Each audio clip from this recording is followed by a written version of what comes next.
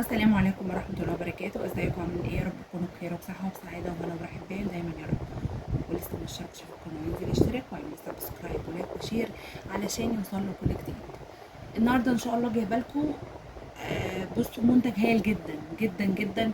هنبتدي كده الفيديو ونقول وداعا للشيب. الشعر الابيض، الشعر الابيض يا جماعه ما بيتعالجش باي حاجه، بجد ما بيتعالجش ولا بحنة ولا بصبغة. الصبغة بتزود الشعر الأبيض عشان برضو أي صبغة ضار للشعر. والحنة كذلك ما بتحطش عليها أكسجين، بس برضو مضرة للشعر، برضو بترجع مجرد ان انت غسلتيها مرة واتنين، تالت مرة بتلاقي الشعر الأبيض ظهر تاني.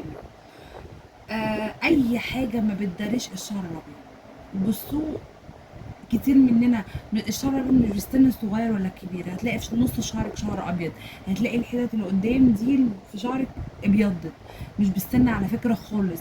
هي بتبقى حسب بقى، ممكن يكون في حاجه ناقصه في الجسم، ممكن يكون نفسيه، ممكن يكون كذا حاجه. في سنهم صغير جدا وبيبقى شعرهم ابيض. هنقول احنا بقى وضعنا الشعر الابيض بايه؟ ببيلا تري. والله العظيم، والله بجد بجد بجد بجد بيلا تري ده يعني اقول لكم ايه؟ اختراع. عارفين يعني ايه اختراع؟ اختراع بجد. مش عارفه اقول لكم ايه. بصوا، اهي العبوه اهي عشان تبقوا عارفين شكلها. بيلا تري، تمام. المنتج ده فظيع، ما بيرجعش شعر الابيض تاني خالص. بيلا تري كريم، هتلاقي مكتوب عليه كده بيلا تري كريم. الشعر الابيض ده ما بيظهرش تاني خالص خالص، مش صبغه، ده معالج للشعر الابيض. ده بيعالج، ما احنا لازم نعالج الشعر الابيض عشان ما يرجعش تاني، لكن اللي نفضل نصبغ ونحط حنه هيرجع تاني. ده معالج، تمام.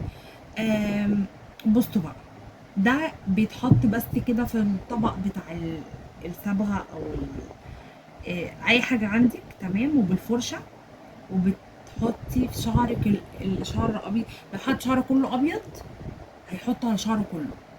لو حد فيه حاجات كده بسيطة بيحط على الحاجات البسيطة دي برضو. لو عاوزة الشعر الأبيض عندك يبقى لونه بني أو ذهبي، تقعدي تحطيه على شعرك، تقعدي بيه من ساعتين لثلاث ساعات. لو عاوزة اسود خالص، اسود اللي هو الغامق قوي، تقعدي بيه 5 ساعات، تمام. وبعد كده بتشطفيه. انت طبعا قبليها بتبقى غاسله شعرك جدا من اي ماده دهنيه في شعرك، بيبقى شعرك نضيف، بتحطيه على نظافه. بعد كده بتسيبي شعرك ينشف خالص، وبعد كده بتحطي البيلا تري. 3 ساعات للشعر البني الفاتح او ذهبي، 5 ساعات للشعر الاسود الغامق قوي. بعد كده بتشطفيه عادي خالص. وبعدين بتشطفيه وتنزلي اللون بتاعه كله، بتغسلي شعرك بالشامبو بتاعك، تمام. بصوا، بتكرروا العملية دي كل 25 يوم عشان الشعر اللي هينبت جديد، الأبيض اللي هيطلع جديد انت تخفيه، لكن الأبيض اللي انت عملتيه خلاص هو كده اختفى. هو أول مرة بيخلي الشعر الأبيض يختفي نسبة بالظبط 90%. ال10% دول بقى لما بتكرري العملية دي تاني بيختفوا إطلاقا خالص. الشعر الأبيض ما بيرجعش تاني.